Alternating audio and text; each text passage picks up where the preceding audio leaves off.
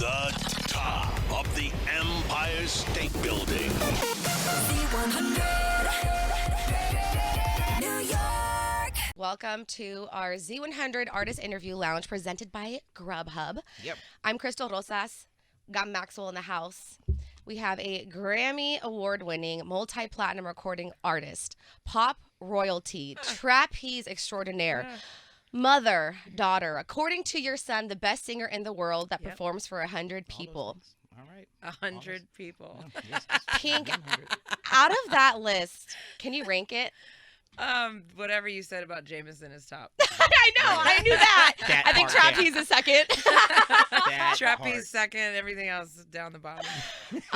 Thank you You're so much here. for being here. Thanks for having me. You look like you're in great spirit Yeah. and in high energy. Yeah. Long days you've been going through and doing nonstop. Yeah, but I love it. There's so many beautiful, nice people in the world. Yeah. I love it.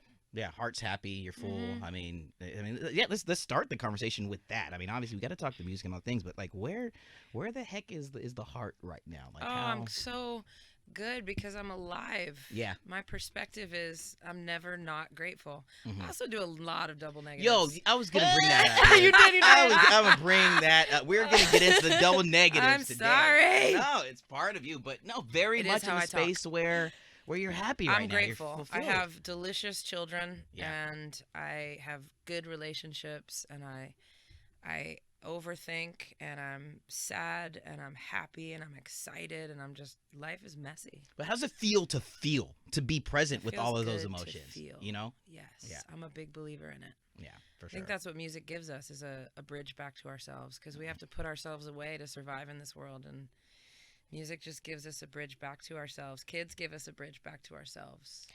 How important was it for you to build this team and people around you that are keeping you this light? Because we all know that you struggled growing up. You had an interesting Yeah. relationship with the fam. Yeah, but I have a good relationship with them now. I'm the family blow-upper. Like, I'll write an open letter to everybody about what everybody's been saying about everybody. Okay. Oh! yeah. I'm You put it that out girl. there. Oh, yeah. yeah. I'm Because that I one. said I don't want to be in a family that talks about each other. I want to be in a family that talks to each other. So I've blown it Wait, up a couple that's times. heavy to be that person because Yeah. you're like the piecer, but also the reason that like the turmoil. Yeah, it doesn't always go well. Yeah.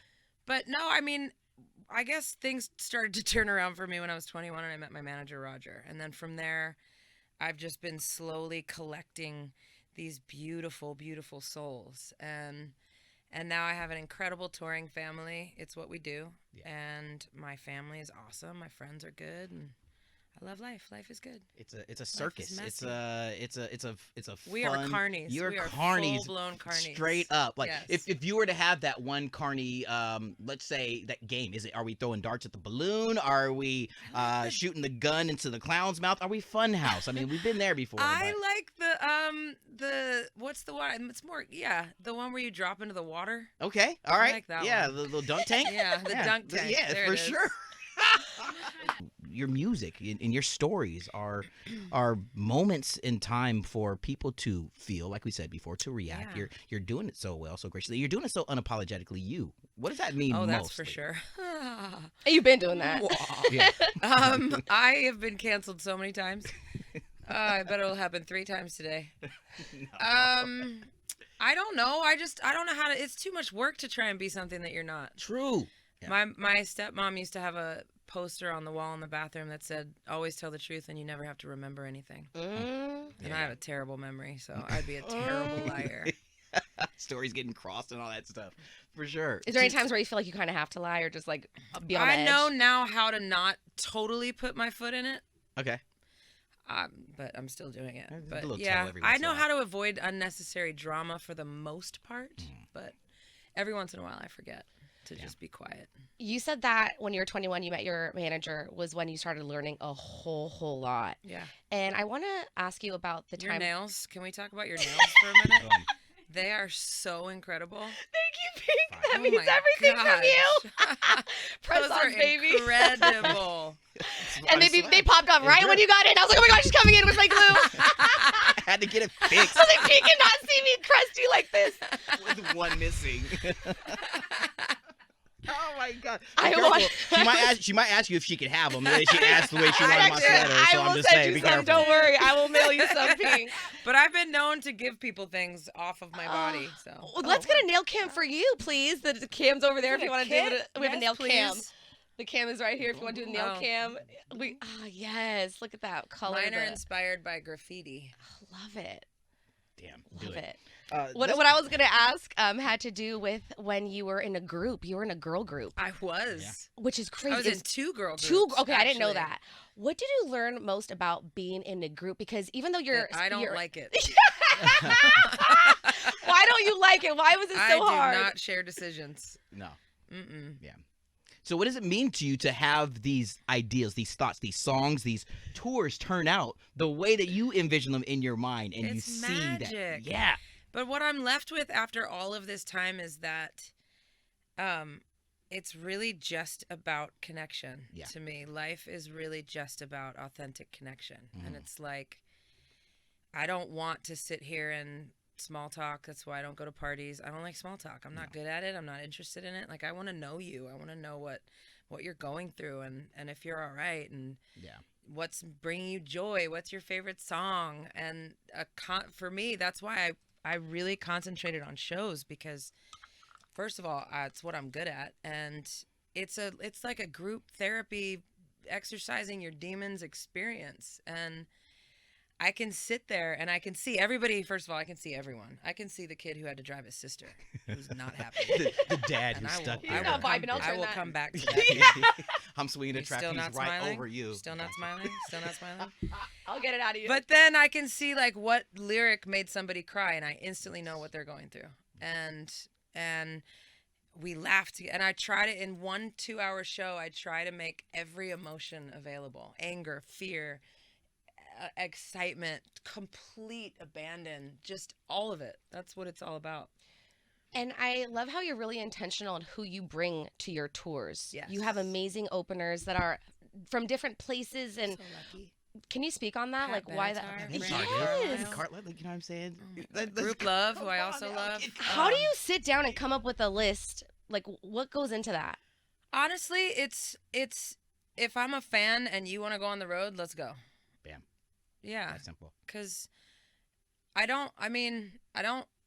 it's just a love affair. It's a love affair. We don't need each other to sell tickets. We just love each other. And what does it mean to include the family in that moment? Amazing. That's like the coolest, when you see It's Willow, amazing. you talked to Elvis and you talked about the times when she came on her little, Segway, but when Her you get hoverboard. her hoverboard, you know what I'm saying? Look, Floating in the Jameson's wardrobe. there. Looking like, what does that mean to have the family? I'm never not grateful. There it Aw, is. man. My kids, I get to take them around the world with me, and they're good humans. They're great And humans. Willow and I just had a conversation about minimum wage, Okay. All right. Wow. and it's $15.50 in California. Mm. And so for a 2-hour show, that equaled out, I think, if my math is correct, forgive me, I think it's about $22.50. And she said, "Well, I'll just take 20." I go, "That is not how you negotiate for yourself. You got some Ooh. things backwards, dude. You say, I'll take 25 to make the math easier for you. That's how you negotiate yourself, woman." She was like, "All right, I'll take 25. I'm like, "Yeah, no, I'll go down to 20. And then that's how I negotiate. That's how I get it cracking. I have a few things. Man. I have a few things. Wow. If only we all got that advice when we were little, especially us women, right? Mm-hmm. Make Make yourself bigger, not smaller. You had a conversation with Willow about going on tour because she has her own things that she loves to do. That really resonated so much with me when you talked about that, because she wants to do her own things too. Like, speak on it. You're feeling something. Summer camp. I thought I'd have it bouncing until she house. was at least 14, right? I don't know why I was on my own at 15. Why did I think that? But she does. She loves theater, and she has these amazing theater productions every summer, every July, and she loves it. She's good at it. So and also I had to route this tour around my entire family's needs: Carrie's needs, Willow's needs, Jameson's needs. Jameson's needs are, he's just stoked all the time. He's just Happy to be too alive. stoked all the time, so he's fine. Venue next to the trampoline park. Has to Yeah, be. yeah. Skate park, Yeah. trampoline park. Yeah. We're good. DJ set for a toddler. Yeah, but her, her and I have very, very big conversations. We talk about everything. And I said, I honor your childhood and I don't honor it less than my adult choices. And everybody has a job. This is my job. And you like your life. It affords you a wonderful life, but it's not just my job. I love it. I love it. And I worked my ass off to do it. And historically, there's like a handful of women, especially moms, that get to do what I do. And I want you with me. We've always been together in the world, but I know you have things that are important to you. So I want to figure that out with you, but it does mean that we're going to have to miss each other a little bit. And that's hard for me, probably harder for me than it is for her. And, I said, or baby, I will quit tomorrow. I will walk away. And she's like, I don't want you to walk away, Mom. I don't want you to quit. And I'm like, okay. I'm like, then we're going to have to compromise and figure it out together. And we're both crying, and I could cry right now talking about it. But then later that night, I'm tucking her into bed, and she's like, but when are you going to Amsterdam and Paris? Yeah. I was like, yeah, she knows. That's that bougie queen. You're a little shit. So we can go to the top of that, Go to right? bed. And I Oh, really man. loved you. I really loved. So she's your child. I know. I know. I'm screwed. I really loved the lesson you taught her about money and how like you need to know your worth and fight for that. You've spoken how being a woman in the pop world, you don't always get the credit. That it's a pattern that I've heard speaking to women. It's a pattern that I see in my profession. But you're saying you're going to shake the pavement. You're going to work on being the best performer because that's what you do. Can you give women and men and everyone an example of what you've had to overcome learning that lesson? Oh my Lord. Well, I will say that I had the privilege. It didn't feel like a privilege at the time, but I had the privilege of signing a record deal at 16 and not putting a record out until I was 20. And I was in Atlanta at a time where the music scene down there was insane. It was insane. And I would be at LaFace every day. Like, what do you do? What's your job? Can I hang out with you today? Can I marry you? And so I would just see what everybody was doing and get to know everyone. It really was a family back then. Like there was a record company was a place. It wasn't just an idea. And I got screwed over a lot. And it was when I met Linda that she said, as a young female pop person, no one's ever going to take you seriously until you force them to. And I'm like an incurable rash. Like I just don't go away. I keep pounding the pavement. I put my head down. I perfect my craft. I stay out of everybody else's lane, and I stay in my lane. And now I own that lane. That's my lane. 1,000,000%. And for other people, it's like, don't worry about if your song is going to fit into radio format. I guess for other singers, it's like just find the thing about you that is you. It's like Dr. Seuss. No one else can be youer than you. Do you. Like, do you, because no one else can do that.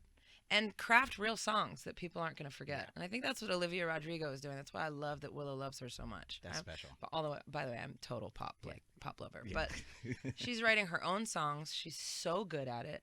She's fronting like an almost all-female band. She's singing her ass off. She's, 18, 17 writing those songs? I'm so proud of the girls out. There's so many badass girls out that are changing the game. Billie Eilish, girl SZA, changing the game. And I love it. I'm here for it. I love it.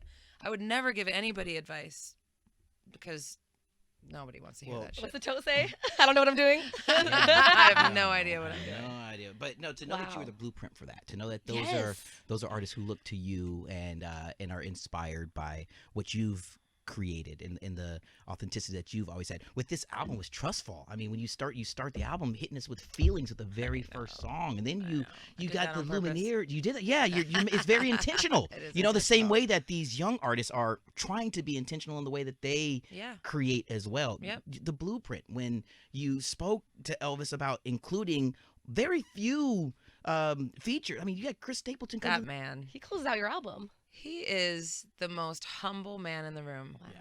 He is. It's almost offensive how humble he is. Did you see the national anthem? Yeah. I wanted to reach through the TV and smack him in the face. How dare you? Why would the rest of us ever sing again? Facts. Ever. I was like, The okay, talent, well, now yeah. it's you and Whitney. There No you one go. else should ever do it. Done. But he's the most humble guy in the room. He's like, a two-take wonder, and he's just. I feel very lucky. He likes to collaborate outside of his genre, and he's just one of those Nashville guys. He's like, yeah, totally, let's do it. Is that what you had in mind? And Just Say I'm Sorry is a poem I wrote for Carrie, and I read him the poem, and 5 minutes later we had a song. I was like, you have to sing with me, right? He's like, oh, are you sure you want me to? I'm like, dude, yes. I don't mix my words. I'm saying this on purpose, bro. Speaking of those two songs opening up with When I Get There, and you're crying within the first few verses, right? Or the first verse, but then closing it with Just Say Sorry. Like, those are like two very ironic things that you did there. And I feel like, because the first song was given to you as a gift, right? And about your dad. And then the end, you're closing with Just Say You're Sorry. And you're saying we talked about forgiveness right now. Yeah. That's the thing. And the third line I would have never written. The third line was his. It's Just Say I'm Sorry. It's not the hardest thing to do. But I feel like it is so hard. It's not, though. I believe in the power of authentic apology. And it's the 3 R's, right? It's regret, remorse, and resolution. And people think apologizing is giving your power away. It's actually taking it back, because you're saying, I'm not afraid to be vulnerable in front of you. That's how strong I am. I will apologize. I apologize to my kids every day. I apologize to my employees. I apologize. When I'm wrong, I'll apologize. When I'm not, I'll double down. But, man, it's so hard for some people to say I'm sorry. The closest I'm sorry I ever got from my dad was, I'm sorry you're so sensitive.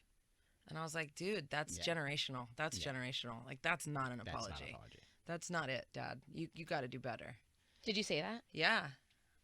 My dad was a tough. I know, military, right? Yeah. That was tough. So then he wasn't raised that way. He still thought therapy was like, well, I'm not talking to no shrink. I was like, well, but you need one. Oh my gosh. Yeah. But we had a very honest relationship. The thing that's interesting is, like, I find this in the public too now. My dad raised me to be an MFer. Like, he raised me to be on my own 2 feet, stand on that mountain, to thine own self be true. Fight. If you don't stand for something, you'll fall for anything, this kind of thing. But then the second I disagree with him, then it's not going to work out anymore. Yeah. And that's how I find the public, like, oh, Pink, I love you. You don't take any shit. You stand up for what you believe in until I disagree with them. And then F me and my children. So I'm like, well, I can't take your compliments either then. I can't take your compliments or your insults. So I'm just going to keep moving. Let me ask you this about your dad as we get ready to wind things down. With this album being entitled Trustfall. Yes. You 100% of the time would lean that Trustfall, and he'd be there to catch you. Correct? Absolutely. So how must that feel? Absolutely. To have. Thank you for the levity. I can get intense quick, can I? That's song number 1, track 1. I know. Let's get right to it. But, yeah. No, I mean, daddy's girl, for sure. I was always daddy's girl. And now I have a daddy's girl. Yeah. It's really sweet. Well, boom. Yes, you've talked about how you try to give your daughter advice. She half listens and like those things. Is there any advice that you wish that you listened more from your parents? I don't know if I heard anything they said. I was always somewhere I wasn't supposed to be. I don't know. Well, listen, fam. This is a therapy session. This is a collection of not just this conversation. I'm talking about the album as well. This is a collection of music, of work that it tells a story. It's an album in a time where we don't get too many albums nowadays. Yeah. And thank you for being you. I mean, again, I know it sounds stupid to say, but it's who you are. Thank you for trusting in yourself, and thank you for being willing to take us on this journey along with you, so we can all find our way to connect and find our way to feel just like the same kind of a hopefully feeling people get through this conversation between the 3 of us. Can I have your sweater? No, you cannot. If I can get the teddy bear. If I can get the teddy bear, maybe. Ladies and gentlemen, from the Z100 Artist Interview Lounge, powered by Grubhub, this is... Thank you so much, Pink, for your time. Thank you. Your nails are amazing. You're so sweet. From the top of the Empire State Building. Z100.